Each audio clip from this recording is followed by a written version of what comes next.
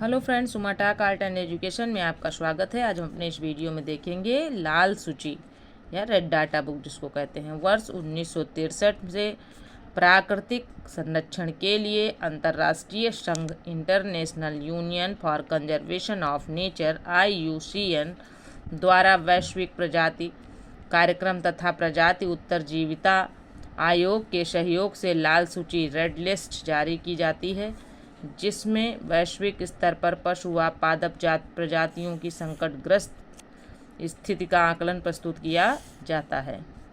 IUCN चुनी गई प्रजातियों के संरक्षण की स्थिति, उनके विलुप्त होने के खतरे को उजागर करने एवं उनके संरक्षण के लिए आवश्यक उपायों को निर्दिष्ट करने हेतु रेड डाटा बुक प्रकाशित की जाती है।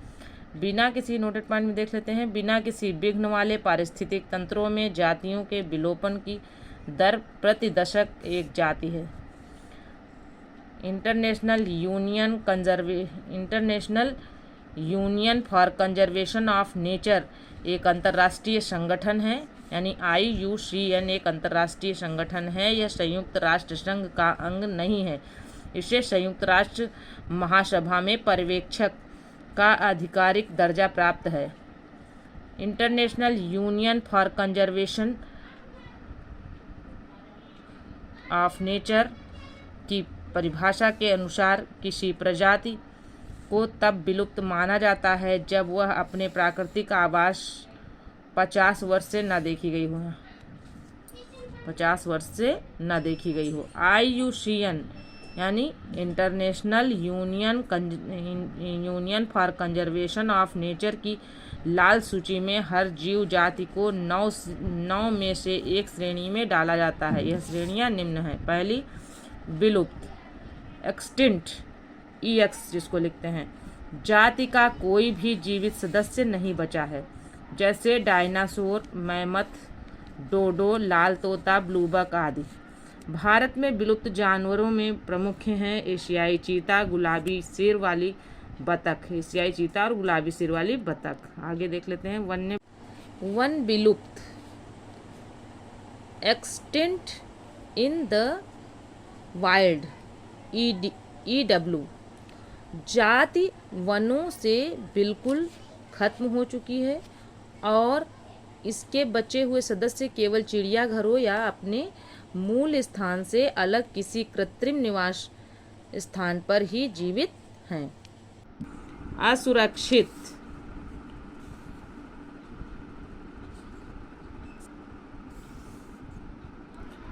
वल्नरेबल या VU जाति का वनों में संकटग्रस्त हो जाने की संभावना है। इस श्रेणी में शामिल हैं हिमतेंदुआ, अफ्रीकन हाथी एवं सींग वाला गैंडा, चीता, संवर और क्लाउडेड तेंदुआ, 4 सींग वाला मृग, डुगांग समुद्री गाय, शलोथ, भालू, बारहसिंघा, संगमरमर रंग की बिल्ली, भारतीय भेड़िया, ब्राउन कीवी, रोवी कीवी आदि। संकट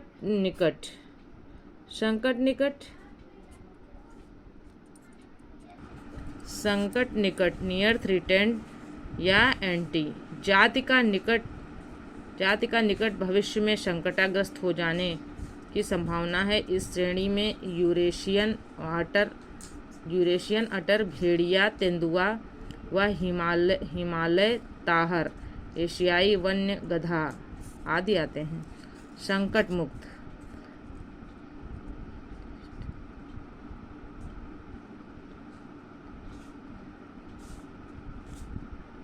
लीस्ट कंसर्न या LC इस श्रेणी की प्रजातियों को बहुत कम संकट होता है। यह बड़ी तादाद और विस्तृत क्षेत्र में पाई जाती हैं। नीलगाय, चिंकारा, काला हिरण, अंडमान जंगली सुअर आदि।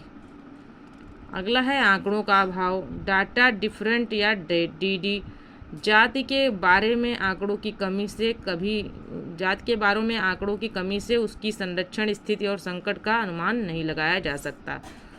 तीसरा नवा है आंकड़े उपलब्ध नहीं हैं, नॉट इवेल्युएटेड या NE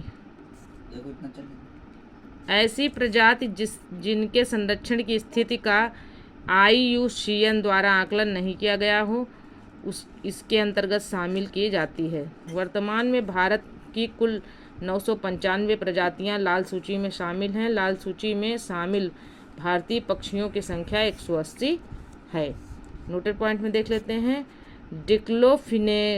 डिक्लोफिनेक सोडियम एक दर्द निवारक दवा है जिसका उपयोग किसानों द्वारा पशुओं के लिए दर्द निवारक के रूप में एवं बुखार इलाज में किया जाता है। दरअसल जब इस दवा के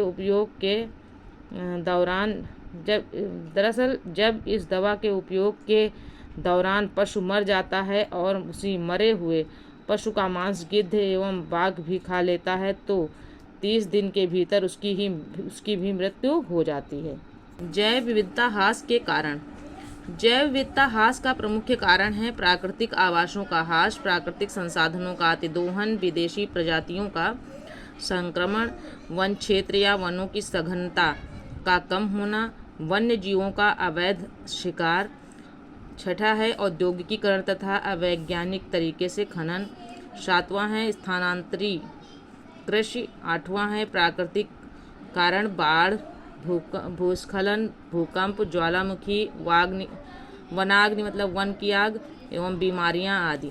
आगे देख लेते हैं। प्राकृतिक संसाधनों के दोहन तथा औद्योगिक उत्पादन एवं नगरीकरण को बढ़ावा देने के उद्देश्य से प्राकृतिक वास का विनाश किया जा रहा है जो जैव विविधता के ह्रास के लिए सर्वाधिक महत्वपूर्ण कारक है।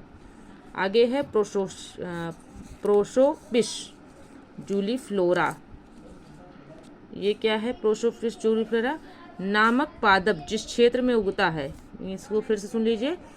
प्रोसोपिस जूलीफ्लोरा नामक पादप जिस क्षेत्र में उगता है वहाँ की जैव विविधता को कम करने लगता है। यह मूलतः मैक्सिको, दक्षिण अमेरिका तथा कैरेबियन क्षेत्र का झाड़ी पौधा है। यह पौधा 19वीं शताब्दी में भारत लाया गया। इस पौधे को हिंदी में विलायती बबूल कहते हैं। यह पौधा न केवल मिट्टी से जल सोखता है बल्कि आसपास के क्षेत्र में वायु की नमी को भी खत्म कर देता है। तो फ्रेंड्स, यह वीडियो यहीं तक था। मिलते हैं अगले वीडियो में। तब तक के लिए जय हिंद, जय भारत। वीडियो पसंद आए तो चैनल को सब्सक्राइब करें, वीडियो को लाइक करें, अपने दोस्तों में शेयर करें।